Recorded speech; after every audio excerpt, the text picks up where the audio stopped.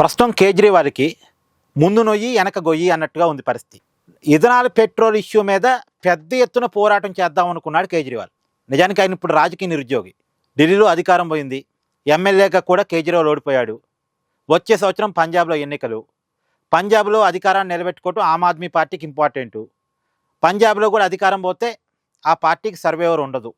కాబట్టి ఖచ్చితంగా ethanol petrol అంశాన్ని ఉపయోగించుకొని రాజకీయంగా హైలైట్ అయ్యి మళ్ళీ ఆమ్ ఆద్మీ పార్టీకి ఉత్తేజం తెద్దామనేది కేజ్రీవాల్ ప్లాన్. ఒకవేళ కేజ్రీవాల్ వెనకబడింది అనుకోండి, ఇప్పుడు ఈ కాక్రోజులో కొత్త వాళ్ళు ఎవరో ఉద్యమాల స్థాయిలోకి వెళ్ళిపోయేటట్టున్నారు, కేజ్రీవాల్ వెనకబడేటట్టున్నాడు, కేజ్రీవాల్ని జనం మర్చిపోతారేమన్నది ఆయనకున్న భయం. అందుకని ఇథనాల్ పెట్రోల్ అనేది పెద్ద ఎత్తున పోరాటం చేయడానికి ప్లాన్ చేసుకున్నాడు, డిసైడ్ అయ్యాడు. నిన్నో మొన్ననో మోడీ గారి ఇంటి ముందు ధర్నాకి వెళ్ళబోయాడు. ఇదంతా జరుగుతుంది.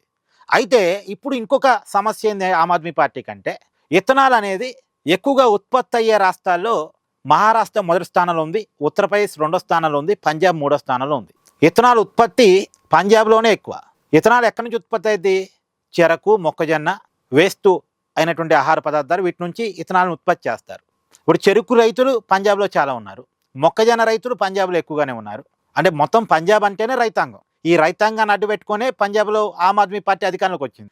ఇప్పుడు ఇథనాల్ మీద పోరాటం చేస్తూ ఉంటే ఇథనాల్ వల్ల మాకు ఆదాయం వస్తుంది అనుకున్న రైతులు ఆమ్ ఆద్మీకి వ్యతిరేకంగా మారుతున్నారు. ఇథనాల్ వల్ల మేము కోటీశ్వరం అయిపోతుంటే, ఇథనాల్ వల్ల మేము బాగుపడుతుంటే వరవలేకపోతున్నామా అని చెప్పేసి అక్కడ రైతులు అక్కడ ప్రభుత్వం మీద, అక్కడ ఆమ్ ఆద్మీ పార్టీ మీద, అక్కడ ప్రభుత్వం మీద తిరుగుబాటు చేస్తున్నారు. సో అక్కడ రైతుల కోసం ఉద్యమం చేయలేని పరిస్థితి, ఉద్యమం చేయకపోతే రాజకీయంగా వెనకబడిపోయే పరిస్థితి. ఏమి అర్థం కావట్లే కేజ్రీవాల్కి. నిజానికి ఇథనాల్ పెట్రోల్ మీద పెద్ద పోరాటం చేద్దామని ప్లాన్ చేసుకొని పెట్టుకున్నాడు. కానీ ఉద్యమంలో ముందుకెళ్దామంటే పంజాబ్లో రైతులు తిరుగుబాటు వస్తాయి. పంజాబ్లో రైతులు తిరుగుబాటు వస్తే పంజాబ్లో కూడా ఎన్నికల్లో ఓడిపోతే అసలుకే మోసం వస్తుంది. సో ముందు నొయ్యి వెనక గొయ్యి. ఉద్యమం చేద్దామంటే ఒక ప్రాబ్లం, చేయకపోతే ఒక ప్రాబ్లం. అది